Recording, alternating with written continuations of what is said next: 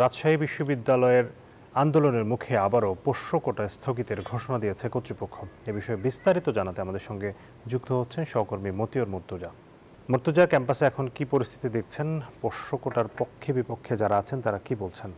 কর্মকর্তা কর্মচারীরা পূর্ণ দিবস কর্মবিরতি পালন করছে, ফলে সকল ধরনের একাডেমিক এবং প্রশাসনিক কার্যক্রম কিন্তু বন্ধ রয়েছে। আমরা সকাল থেকেই দেখেছি যে যারা কর্মকর্তা কর্মচারী রয়েছেন তারা প্রশাসন ভবনের প্রত্যেকটি কক্ষে কিন্তু তালাবদ্ধ রেখে প্রশাসন ভবনের সামনে অবস্থান করছেন। আর এর পাশাপাশি শিক্ষার্থীরাও কিন্তু ক্লাস করতে এসে তারা অলস সময় কাটাচ্ছেন। তারা বলছেন যে তাদের ক্লাসরুম খোলা হয়নি, শিক্ষকরা ক্লাস বর্জন করেছে, যে কারণে তারা ক্লাস করতে পারছেন না। আর এর আগে কিন্তু গতকাল গভীর রাত পর্যন্ত পোষ্য কোটা বিরোধী আন্দোলন করেন শিক্ষার্থীরা। সেখানে তারা বলছিলেন যে পোষ্য কোটা কোনোভাবেই বহাল করতে দেওয়া হবে না এবং সেটি যে পুনর্বহালের যে সিদ্ধান্ত নেওয়া হয়েছে সেটি বাতিল করতে হবে। এর পাশাপাশি রাষ্ট্র নির্বাচনকে জিম্মি করে পোষ্য কোটা ফেরানোর যে চক্রান্ত তারা মনে করছেন সেটিও তারা কার্যকর হতে দিবেন না বলে জানিয়েছেন। একই সাথে রাষ্ট্র নির্বাচন যেন নির্ধারিত সময়ে অনুষ্ঠিত হয় সেই বিষয়েও কিন্তু শিক্ষার্থীরা দাবি জানিয়েছেন। আমরা একজন শিক্ষার্থীর সঙ্গে কথা বলি যে আজকে ক্লাস পরীক্ষা হচ্ছে কিনা বা আপনারা ফিরে যাচ্ছেন কিনা।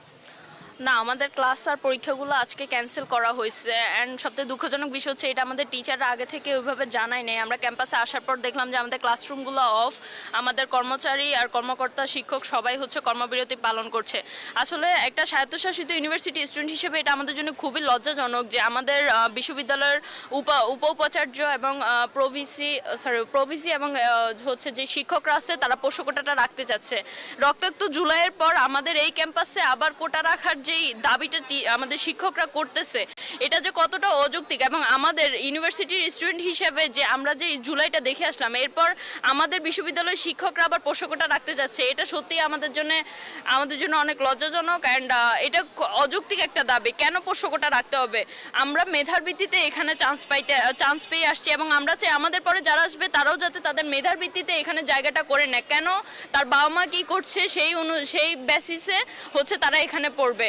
এটা একটা ইউনিভার্সিটি, একটা ইউনিভার্সাল জিনিস। এখানে আমরা যার যার যোগ্যতায় আসবো, আমরা আমাদের নিজের যে যোগ্যতায় পড়ালেখা করব। কেন এখানে আমাদের বাবা মার যোগ্যতায় আমরা এখানে পড়ালেখা করতে আসবো? ধন্যবাদ আপনাকে। যেমনটি বলছিলেন যে কোনোভাবেই পোষ্য কোটা মেনে নেবেন না শিক্ষার্থীরা এবং একই সময়ে রাষ্ট্র নির্বাচন সম্পন্নের দাবি জানিয়েছেন। আর আন্দোলনের ফলে ঢিলেঢালাভাবে চলছে রাষ্ট্র নির্বাচনের প্রচারণা। এই ছিল রাজশাহী বিশ্ববিদ্যালয় থেকে সর্বশেষ শাহাদাত। মুর্তজা, আপনাকে ধন্যবাদ। বান্ডেল থাকলে প্রতি সেনমানিতে টাকা বাঁচবে। বিকাশ সেনমানি বান্ডেল কিনে জিতুন প্রতি লেনদেনে।